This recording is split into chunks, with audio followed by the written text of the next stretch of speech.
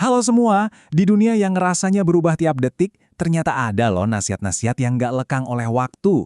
Hari ini, kita bakal bedah bareng-bareng hikmah dari salah satu sosok paling bijaksana dalam Al-Quran, Luqman Al-Hakim. Yuk kita cari tahu kenapa nasihat dari zaman dulu ini masih relevan banget jadi panduan hidup kita sekarang? Oke, kita mulai dari satu pertanyaan yang jujur bikin penasaran. Kita kan sering banget ya dengar kisah para nabi di dalam kitab suci. Tapi, kepikiran nggak sih, ada satu sosok yang namanya diabadikan jadi satu surat penuh, tapi beliau itu bukan nabi. Jadi siapa sebenarnya sosok istimewa ini? Nah, jawaban dari teka-teki tadi ada di sini. Yuk, kita kenalan lebih dekat sama sosok unik dari surat ke-31 Al-Quran ini. Sosok yang kehebatannya bukan pada mujizat, tapi justru pada dalamnya, hikmah, dan setiap kata-katanya. Kunci buat ngerti keistimewaan Luqman itu ada di satu kata ini, hikmah. Ini tuh bukan cuma pintar biasa ya. Seperti yang bisa kita lihat, hikmah itu anugerah langsung dari Tuhan. Gabungan dari pemahaman yang dalam, kemampuan menilai yang pas, dan ucapan yang selalu berbobot. Inilah fondasi dari semua nasihat beliau. Oke, jadi kalau beliau bukan nabi, terus siapa dong? Nah, di bagian ini, kita coba perjelas status Luqman, karena ini penting banget buat kita paham dari mana datangnya nasihat-nasihatnya yang luar biasa itu.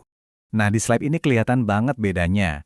Di satu sisi ada nabi yang memang menerima wahyu untuk disampaikan ke umatnya. Di sisi lain ada Luqman. Mayoritas ulama setuju kalau beliau ini adalah seorang hamba yang sangat soleh yang dianugerahi hikmah atau kebijaksanaan yang luar biasa. Jadi warisannya itu, ya kebijaksanaannya itu sendiri, bukan status kenabiannya. Dan yang bikin sosoknya makin menarik, itu adalah latar belakangnya yang sangat membumi. Coba deh, bayangin. Ada riwayat yang bilang beliau ini berasal dari Ethiopia dan profesinya adalah tukang kayu atau pengembala.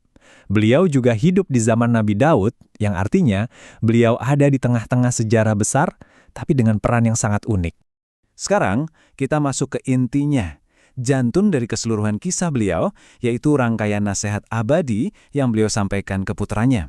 Inilah wasiat yang jadi semacam blueprint pendidikan karakter selama berabad-abad. Luqman itu mulainya dari hal yang paling fundamental banget. Pertama, soal hubungan kita sama Sang Pencipta.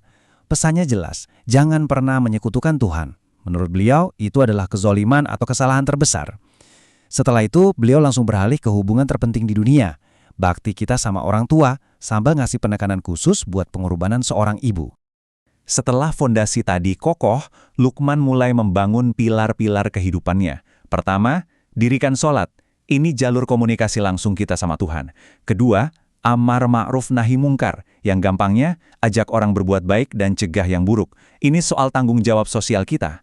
Dan yang ketiga, sabar. Ini kayak tameng kita buat ngadepin semua ujian dalam hidup. Dan nasihat yang satu ini, wah ini langsung ngena ke cara kita bersikap sehari-hari. Pesannya kuat banget, jangan sombong, jangan angkuh pas jalan. Intinya apa? Luqman mengajarkan kerendahan hati. Ini adalah kunci etika sosial, tentang gimana cara kita membawa diri di tengah masyarakat. Oke, kita udah lihat satu persatu nasihat-nasihatnya. Sekarang di bagian terakhir ini, mari kita rangkum. Kenapa ini semua bukan sekedar kata-kata bijak biasa, tapi benar-benar sebuah warisan pendidikan yang gak ada duanya. Dan coba lihat deh betapa semuanya nyambung banget di sini. Nasihat Luqman itu mencakup 3 area penting dalam hidup. Gimana hubungan kita sama Tuhan, gimana hubungan kita sama sesama manusia, dan gimana cara kita membangun diri kita sendiri. Semuanya ini saling hikat, ngebentuk pribadi yang utuh dan seimbang. Pada akhirnya, kesimpulannya ya ini. Wasiat Luqman itu bukan cuma daftar boleh dan tidak boleh, tapi ini benar-benar kayak kurikulum lengkap untuk kehidupan. Sebuah panduan untuk membangun karakter yang kuat, punya integritas, dan dilandasi iman yang relevan dimanapun dan kapanpun. Sebagai penutup, saya pengen ngajak kita semua mikir bareng-bareng, di dunia yang serba instan dan penuh tren sesaat kayak sekarang, kok bisa ya beberapa prinsip sederhana dari zaman dulu banget ini masih jadi cetak biru yang relevan untuk kehidupan yang bermakna? Mungkin jawabannya simpel aja, karena kebenaran sejati itu ya emang nggak pernah lekang oleh waktu. Terima kasih.